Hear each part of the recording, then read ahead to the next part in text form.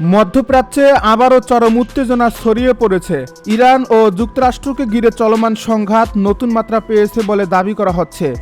ইরানের রাষ্ট্রীয় গণমাধ্যমে প্রকাশিত প্রতিবেদনে বলা হয়েছে, কুয়েতে অবস্থিত যুক্তরাষ্ট্রের গুরুত্বপূর্ণ সামরিক স্থাপনাকে লক্ষ্য করে ড্রোন ও ক্রুজ ক্ষেপণাস্ত্র ব্যবহার করে অভিযান চালানো হয়েছে। যদিও এসব দাবির স্বাধীনভাবে সত্যতা যাচাই করা সম্ভব হয়নি এবং যুক্তরাষ্ট্রের প্রতিরক্ষা দপ্তর পেন্টাগনও এ বিষয়ে আনুষ্ঠানিকভাবে কোনো নিশ্চিত তথ্য প্রকাশ করেনি। তবুও এই দাবিগুলো প্রকাশের পর থেকেই গোটা উপসাগরীয় অঞ্চলের নিরাপত্তা পরিস্থিতি নিয়ে নতুন করে উদ্বেগ তৈরি হয়েছে। এই প্রতিবেদনগুলোতে দাবি করা হয়, কুয়েতের আলী আল সালেম বিমান ঘাঁটিকে লক্ষ্য করে হামলা চালানো হয়েছে। সেখানে অবস্থানরত বিভিন্ন সামরিক অবকাঠামো, যোগাযোগ ব্যবস্থা এবং গুরুত্বপূর্ণ সরঞ্জামকে লক্ষ্যবস্তু করা হয়েছে বলে ইরানের পক্ষ থেকে জানানো হয়।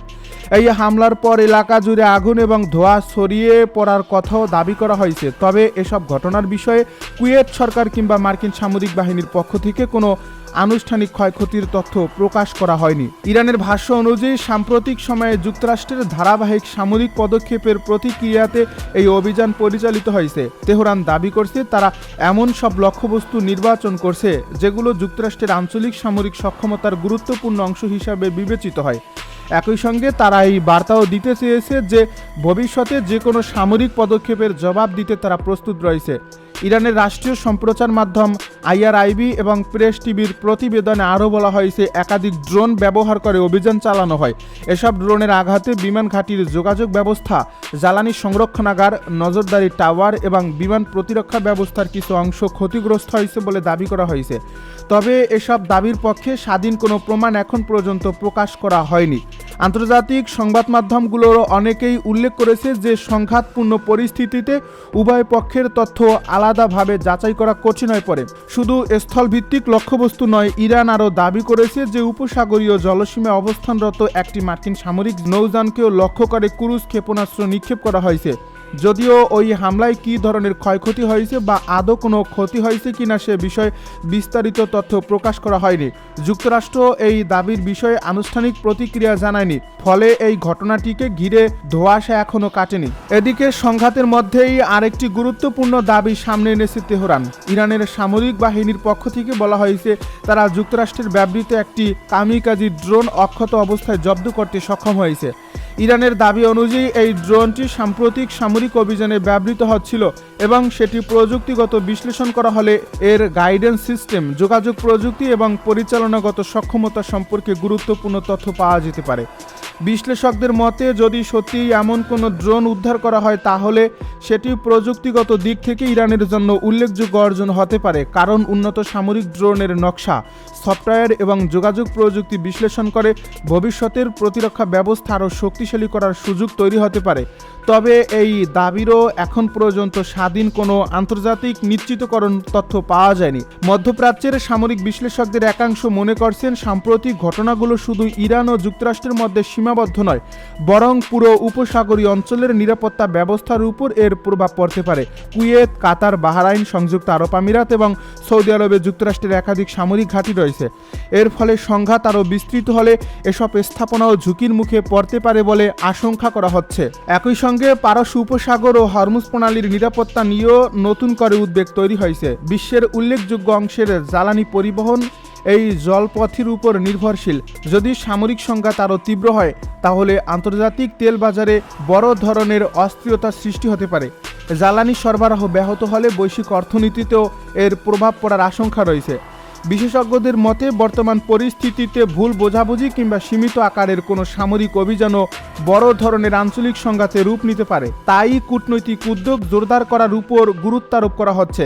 জাতিসংঘ সহ বিভিন্ন আন্তর্জাতিক সংস্থা পরিস্থিতি নিবিড়ভাবে পর্যবেক্ষণ করছে বলে জানা গেছে। এদিকে সামাজিক যোগাযোগ মাধ্যমে হামলার বিভিন্ন ভিডিও ও ছবি ছড়িয়ে পড়লেও সেগুলোর অনেকগুলোর সত্যতা স্বাধীনভাবে যাচাই করা যায়নি। যুদ্ধ কিংবা সংঘাতের সময় পুরনো ভিডিও নতুন ঘটনার সঙ্গে যুক্ত করে প্রচারের ঘটনাও অতীতে বহুবার দেখা গেছে। তাই আন্তর্জাতিক বিশ্লেষকেরা যাচাই ছাড়া কোনো তথ্যকে নিশ্চিত হিসাবে গ্রহণ করার পরামর্শ দিচ্ছেন না।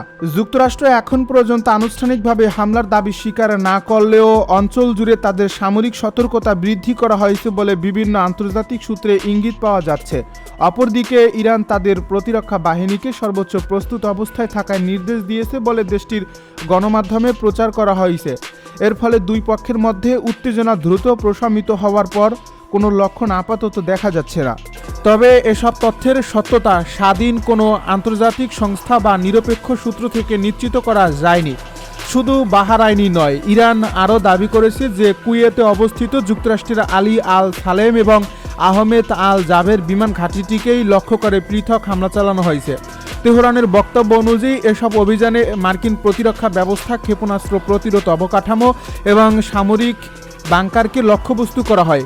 ইরান বলছে তাদের অভিযানের উদ্দেশ্য ছিল সামরিক সক্ষমতার উপর সরাসরি চাপ সৃষ্টি করা এবং সাম্প্রতিক মার্কিন হামলার জবাব দেওয়া। তবে যুক্তরাষ্ট্রের পক্ষ থেকে এসব হামলায় কী ধরনের ক্ষয়ক্ষতি হয়েছে সে বিষয়ে বিস্তারিত আনুষ্ঠানিক তথ্য প্রকাশ করা হয়নি। ইরানি কর্মকর্তাদের বক্তব্য অনুযায়ী সাম্প্রতিক এই সংঘাতের সূচনা হয় যখন যুক্তরাষ্ট্র ইরানের ভূখণ্ডে একাধিক লক্ষ্যবস্তুতে হামলা চালায়।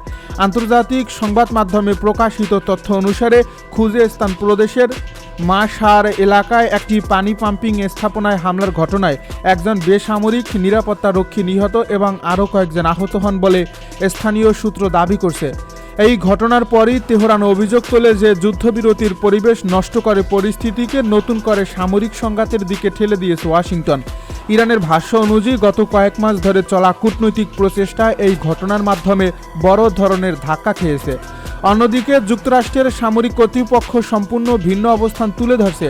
মার্কিন সেন্ট্রাল কমান্ডো বা সেন্টকমের দাবি তাদের সামরিক অভিযান পরিচালিত হয়েছে এমন সব স্থাপনাকে লক্ষ্য করে যেগুলো থেকে হরমুজ প্রণালী এবং বিভিন্ন প্রদেশে একাধিক সামরিক লক্ষ্যবস্তুতে নির্ভুল হামলা চালিয়েছে, যার উদ্দেশ্য ছিল আঞ্চলিক নিরাপত্তা নিশ্চিত করা এবং আন্তর্জাতিক জাহাজ চলাচলে সম্ভাব্য হুমকি কমিয়ে আনা। তবে হামলার প্রকৃত পরিমাণ এবং ক্ষয়ক্ষতির বিষয়ে দুই পক্ষের বক্তব্যে উল্লেখযোগ্য পার্থক্য দেখা যাচ্ছে।